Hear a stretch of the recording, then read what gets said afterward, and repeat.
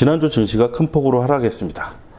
미중 무역 분쟁과 금리 인상 이슈에 선물옵션 만기일까지 겹치며 증시가 폭락했는데, 이번 폭락을 통해 폭락장 대응과 4분기 시장 상황을 점검해 보도록 하겠습니다.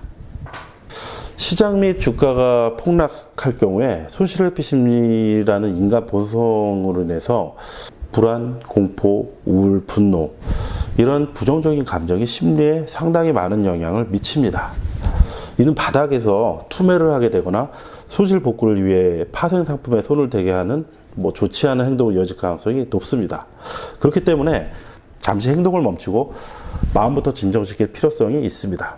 마음이 어느 정도 진정이 되면 시장 급락에 영향을 미친 요인들이 얼마나 장기화될지, 시장 환경에 어떤 영향을 미칠지, 현재 보유 종목의 앞으로의 실적이라든가 상황에 어떠한 영향을 미칠지를 꼼꼼하게 점검해 볼 필요성이 있습니다. 마음도 어느 정도 안정이 되고 상황 판단이 어느 정도 되고 난 다음에는 현금 확보를 할지 아니면 포트폴리오를 교체를 할지, 이런 부분들을 이제 고려를 해봐야 되는데, 판단이 잘 안 서면 판단이 어느 정도 설 때까지 아무것도 안 하는 것도 나쁘지 않은 판단이라고 보여집니다.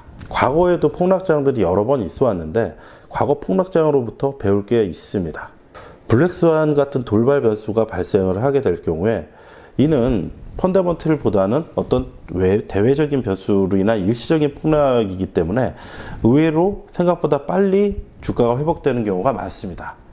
대표적으로는 2001년 9월 11일에 있었던 그 9.11 테러, 9월 11일 날 폭락을 했는데도 불구하고 의외로 한 두세 달 만에 증시는 다 회복을 하고 이후로 한동안 상승장을 이어갑니다. 2011년 있었던 동일본 대지진 때 원전이 폭발하고 하면서 상당한 이슈가 됐었는데, 국내 증시는 오히려 하루나 이틀 정도 빠졌다가 일본에 경쟁하고 있는 국내 업체들한테는 오히려 호재다, 이런 부분들이 시장에 부각되면서 증시에 오히려 더 긍정적인 영향을 미치기도 했습니다. 그 증시 폭락의 두 번째 특징이 있는데, 폭락장이 되면은 회사의 개별적인 악재가 전혀 없고 주가가 그동안 안 올라가지고 주가의 버블이 전혀 없음에도 불구하고 빠질 때 다 같이 폭락해요. 한편으로 좀 억울하죠. 오른 게 없는데 왜 빠지나. 그렇지만 대부분의 폭락장 때는 그 전에 주가가 많이 올랐거나 그렇지 않았다, 이런 것들을 전혀 반영하지 않습니다. 다 같이 빠지는 경우가 훨씬 더 많았던 것 같습니다. 그리고 세 번째 특징은 큰 폭의 조정장 이후에는 주도 업종이 바뀔 확률이 높습니다.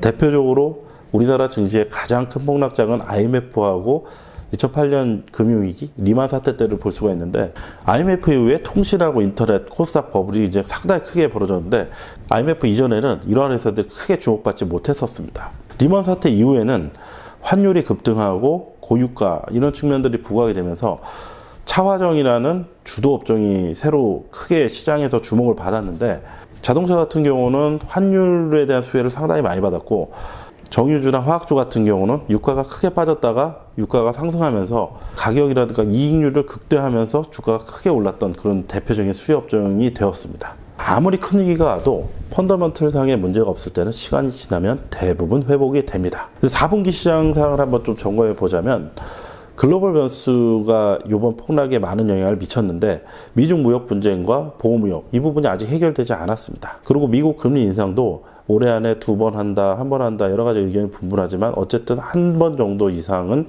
금리가 인상된다고 봐야 되고, 이 금리 인상에 맞춰가지고 국내 금리도 인상될 가능성이 있습니다. 그럴 경우에 단기적으로 한 번 더 시장에 파장을 가져올 부분을 염두에 두어야 되겠고요. 11월 초에 미 중간선거가 있는데 이게 또 옵션 만기일과 연동이 되어 있습니다. 그래서 이 시기에 맞춰가지고 돌발 변수가 발생할 수 있는 부분들을 염두에 둘 필요성이 있습니다. 올해 증시 실적에 많은 영향을 미친 부분 중 하나가 비용 증가인데, 2017년 대비 유가가 큰 폭으로 상승을 했습니다. 국제유가가 2017년 상반기까지만 해도 40달러 선에서 우리나라는 두바이유를 쓰고 있는데, 두바이유를 기준으로 해서 80달러 이상 올랐습니다. 올해까지 80달러 선으로 끝나는 게 아니라 2019년에는 100달러까지 오를 수 있다, 이런 의견들도 나오고 있죠. 유가 상승 여부가 내년에도 이어질지, 그런 변수 요인들을 다시 한번 점검해 볼 필요성이 있습니다. 최저임금이 2018년에 16.5%가 올랐습니다. 1분기, 2분기 실적 발표를 하고 반도체라든가 몇몇 업종을 제외하고 많은 상장 기업들의 판매 관리비, 판관비가 큰 폭으로 올랐습니다. 매출도 어느 정도 올랐지만 판관비가 더 올라가지고 이익폭이 전년 대비 많이 감소를 하면서 증시가 하락하는데 어느 정도 영향을 끼친 부분이 있는데, 내년도 2019년 최저임금 인상률이 10.9%로 확정이 됐습니다.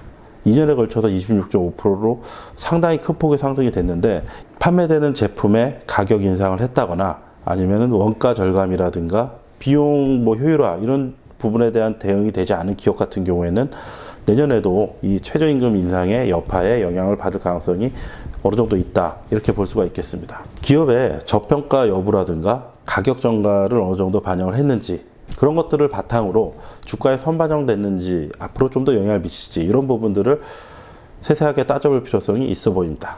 정부도 지금의 경기가 안 좋다라는 부분을 어느 정도 인식하고 있다고 보여집니다. 경제 상황이 안 좋기 때문에 경기를 활성화시키기 위해서 정부가 나름의 정책을 펼 가능성이 높은데, 지금 추진하고 있는 남북경유라든가 SOC, 생활 밀착형 SOC와 그리고 GTX 조기 착공 이런 부분들이 있고, 5G라든가 이와 연관된 4차 산업혁명 이런 부분에 대한 조기 투자라든가 보다 적극적인 재정 확대, 이런 부분들을 감안해서 관심을 가지고 연구해 볼 필요성이 있어 보입니다. 폭락장에서의 행동이 전체 투자 성과에 상당한 영향을 미치는 경우가 많습니다. 극단적으로 파산하는 사람이 발생하기도 하고, 이를 기회로 크게 일어서는 사람도 생겨납니다.